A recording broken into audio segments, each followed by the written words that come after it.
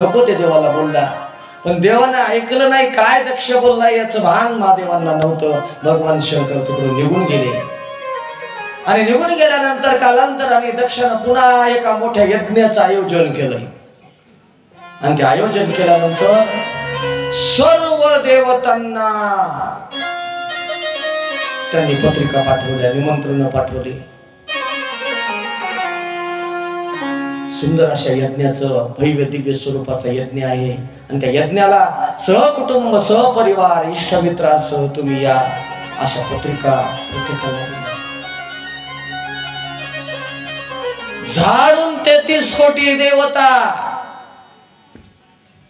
देवतांच्या पत्न्या सुंदर कपडे घालून, नवीन कपडे घालून त्या सोहळ्या करता निघाल्या.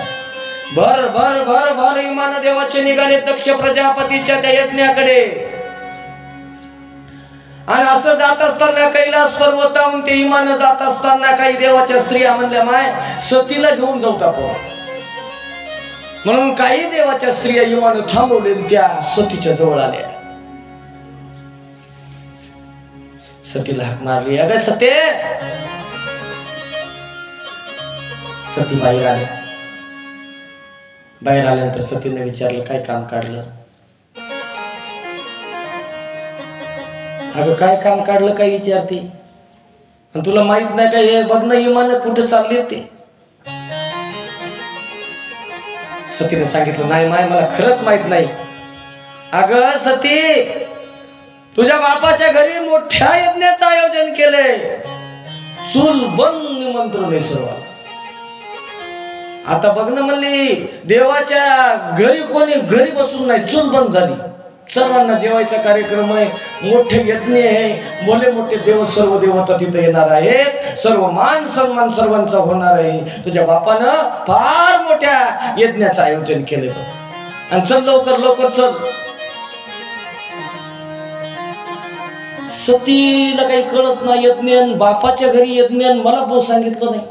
या संभ्रमात सती आहे.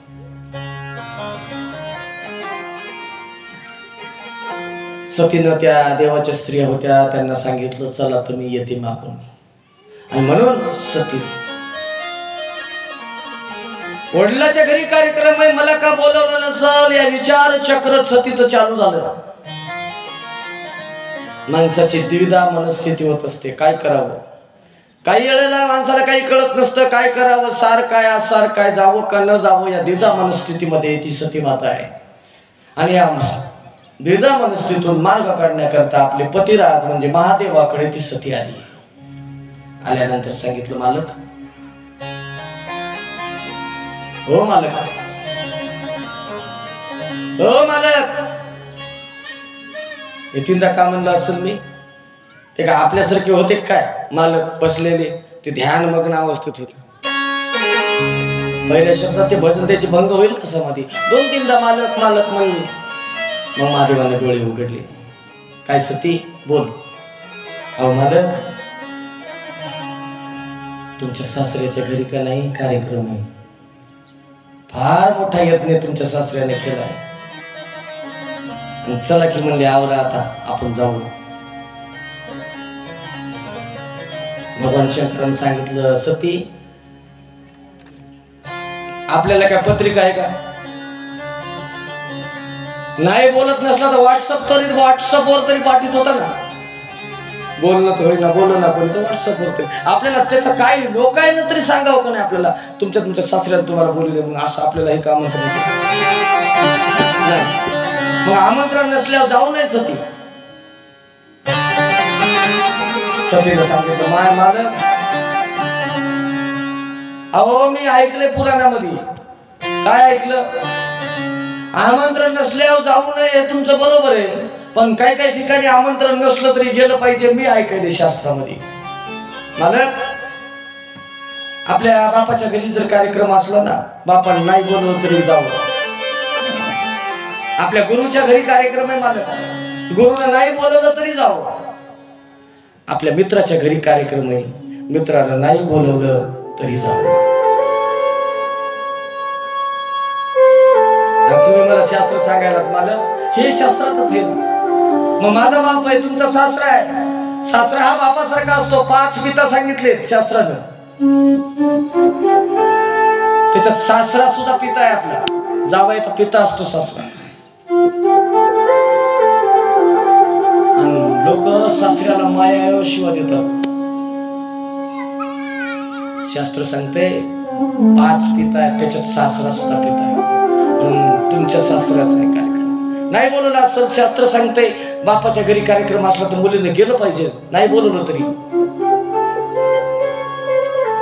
भगवान शंकरांनी सांगितलं, शास्त्र असलं तरी सती मी तुला सांगतो, जे संपत्तीनं जे आंधळा झालाय, ज्याला लहान मोठे सोयरे धैर्य काही कळनात, असा माणूस जर बापही असला तरी त्याच्या घरी नाही गेलं पाहिजे. जिथं आपला मान नाही ना तिथं जाऊन नाही सती. म्हणून मला वाटतंय आपण तिथं नाही गेलेलं बरं. आपण जाल तर तू माझ्या सासऱ्याला राग येईल दक्षाला, आणि तिथं अनर्थ ओढवल. त्याच्यामुळे सती आपण जाऊ नये. महादेवाने निर्णय दिलाय.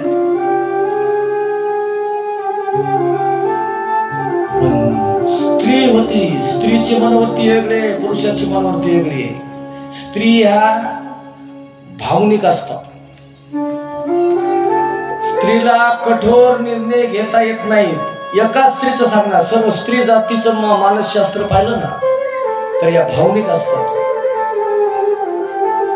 काही गोष्टीचे लवकरात लवकर परिणाम स्त्रीच्या मनावर होत असतात. महादेवानं कठोर सांगितलं, नाही म्हणजे नाही, पण हे स्त्रीचं मन आहे, आणि ते स्त्रीचं मन हेलकावे खाऊ लागलं. काय करू आता, मालकाचं ऐकू का बापाकडे जाऊ? काय करावं? शेवटी तिने निर्णय केला, माझ्या मालकाचं चुकलंय काय? लहान सण देवायला बोलवलं माझ्या बापानं, नोकरा चाकरांना बोलवलं, आणि जो महादेव आहे, देवाचा देव आहे, त्या महादेवाला माझ्या बापानं बोलवलं नाही. मी ते यज्ञ पाहायला जाणार नाही, पण माझ्या बापाला विचारला तरी नक्कीच जाणार. सतीनं निश्चय केला. विचारते जाऊन बापाला, काय केलं होतं माझ्या मालकानं तुमचं? का माझ्या मालकाला तुम्ही बोलवलं नाही? विचारते माझ्या बापाला. म्हणून तिनं निश्चय केला आणि पुन्हा भगवान शंकराकडे आले. आता विचारू का नको, बोलू का नको? महादेवानं ती मनस्थिती ओळखली आणि सांगितलं, सती काय बोलायचे बोल ना. मालक, अहो मला असं वाटायले ना, तुम्ही चला ना. महादेवानं सांगितलं, नाही मग मला तरी जाऊ द्या ना, मी जाते त्या कार्यक्रमामध्ये. महादेवाने विचार केला, सतीला इथं थांबवलं तरी ती आपला प्राण देईल, थांबून ठेवलं तरी, आणि गेल्यावर सुद्धा हिचा प्राणच जाणार आहे. मग आपण कशाला अडवायचं? म्हणून सांगितलं, सती तू तुझ्या मनानं जाऊ शकतेस, पण जात असताना सती एक कर, नंदिकेश्वराला आणि सर्व आपल्या गणाला घेऊन जाय सोबत. सती माता तयार झाल्या आणि तयार होऊन नंदिकेश्वरावर, नंदीवर सती बसल्या आणि नंदी महाराजाची स्वारी घेऊन नंदीवर बसून सती त्या यज्ञ मंडपाच्या दिशेने निघाल्या. सर्व गण भूतगणाचं सैन्य आणि अशा लवाजम्यासह त्या सती माता दक्षाच्या यज्ञामध्ये प्रविष्ट झाल्या. आता त्या यज्ञ मंडपात भला मोठा आवाढव्य भव्य दिव्य स्वरूपाचा कार्यक्रम आहे, आणि त्या यज्ञ मंडपाच्या दरवाजावर स्वतः दक्ष प्रजापती येणाऱ्या जाणाऱ्याचं स्वागत करता उभा होता. सतीला नंदीहून येताना पाहिलं दक्षानं आणि वाकडं तोंड केलं. दक्ष प्रजापती मनातल्या मनात म्हणायलाय, मुली तुझा ना राग नाही मला, पण तुझा नवरा आहे ना भगवान शंकर, त्याची पत्नी आहेस म्हणून मला तुझं तोंड बघायचं नाही. तू माझ्या शत्रूची बायकोस, मुलगी जरी असली तरी तुझं तोंड सुद्धा मला बघा वाटणार, आणि तुला बोलवलंय कोण? मनातल्या मनात दक्ष विचार करायला. सती आली, बाप पाहत नाही. 15 बहिणीने आई होत्या बाजूला.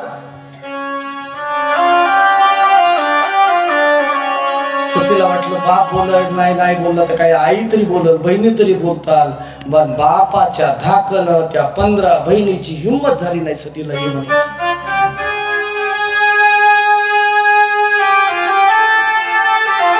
कोणी बोलला तरी या ठिकाणी त्या यज्ञ मंडपामध्ये सती गेली. आईला बोला वाटू लागलं, पण बापाची भीती होती, दक्ष काय म्हणेल की. पण असा संकेत केला आईनं, मुंडीनं असं मुंडक्यानं सतीला खुणवलं. आईच्या जवळ आली. आई, आई, माझ्या मालकानं काय केलं ग तुमचं वाटोळं? का म्हणून माझ्या मालकाला तुम्ही या कार्यक्रमाला बोलवलं?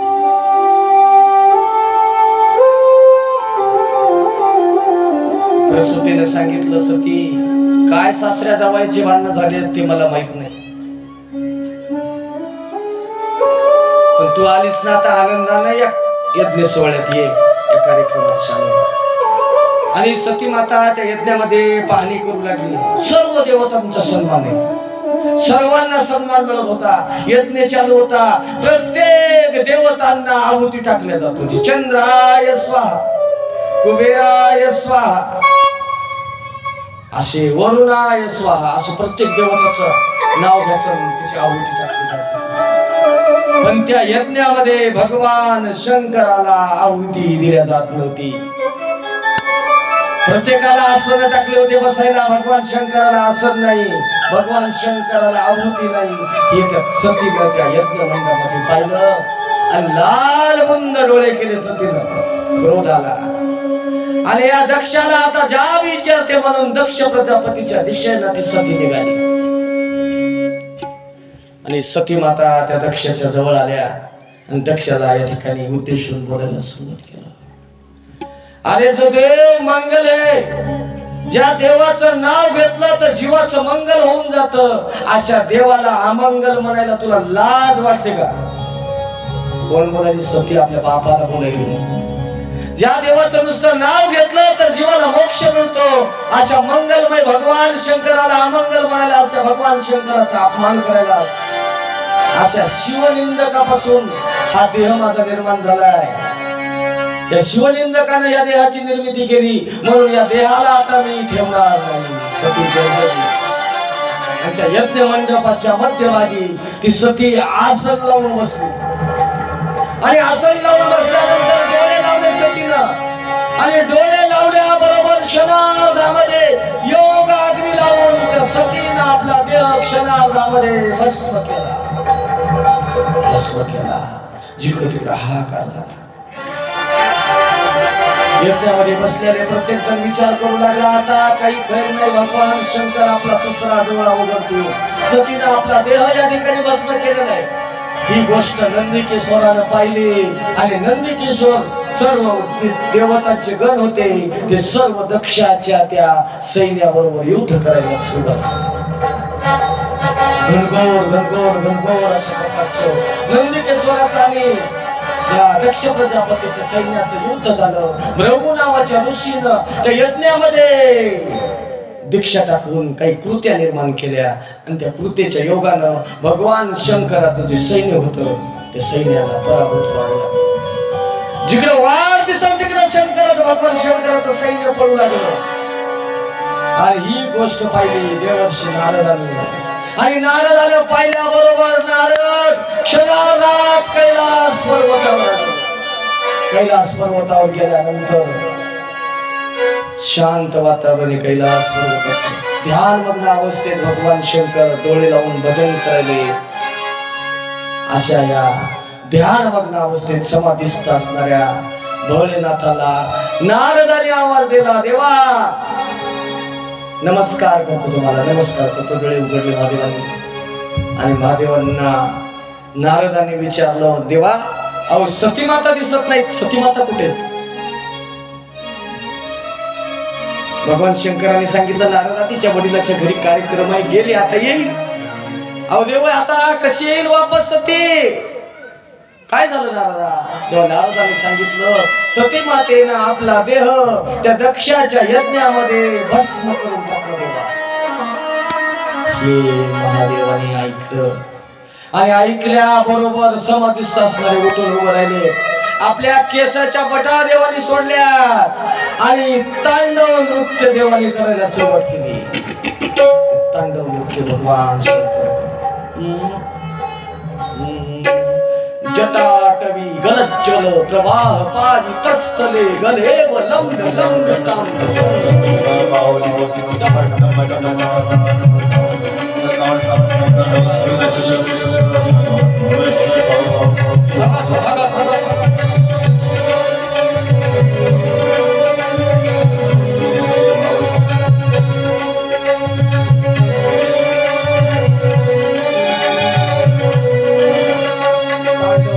तांडव नृत्य हे रावणाने लिहिलेलं आहे. आपण म्हणतो रावणाला असा रावण रावण, ते रावणाचं तांडव नृत्य. जटाटवी गलज्जल प्रवाह पादी तस्थले गलेव लंबे लंबितां भुजंग तुंग मालिका डमट डमट डमट डमन निनाद वड्ड मर्वय चकार चंड तांडव करो तुला शिव जटा कटाह संभ्रम ब्रह्मण्य लिंप निर्जरी विलोल वीची वल्लरी विराजमान धगत धगत धगत ललाट पट्ट पावके किशोर चंद्रशेखरे. तांडव नृत्य भगवान शंकर करायले. आणि तांडव नृत्य केल्यानंतर आपल्या केसातली एक बट काढली देवानं आणि जमिनीवर टाकली. आणि टाकल्या बरोबर त्या बटेचे वीरभद्र निर्माण झाले. बोल वीरभद्र भगवान. वीरभद्र जन्मले. सांगितलं देवा काय काम करायचं सांगा मला, कशासाठी माझी निर्मिती केली. तेव्हा वीरभद्राला सांगितलं दक्ष प्रजापतीच्या यज्ञामध्ये जा आणि त्या दक्षाच्या यज्ञाचा विध्वंस कर. वीरभद्र भगवंत निघाले. वावटळ सुटली. जिकडे तिकडे आपुष शकून व्हाले. विजाचा चकडगडाट चालू झाला. धुळचे लोटच्या लोट वाहू लागले आणि भयान अशा अपशकून त्या दक्षाच्या यज्ञामध्ये दिसायला अनेक प्राण्याच्या किंचाळ्या ऐकू आल्या. भयान भ्यासूर अशा प्रकारचे आवाज येऊ लागले आणि त्या दक्षाच्या यज्ञामध्ये बसलेला प्रत्येक जण चळ चळ चळ चळ चळ चळ चळ चळ चळ. आता नक्की या ठिकाणी आपला अंत जवळ आलाय. भगवान शंकर क्रोधायमान झाले असतील.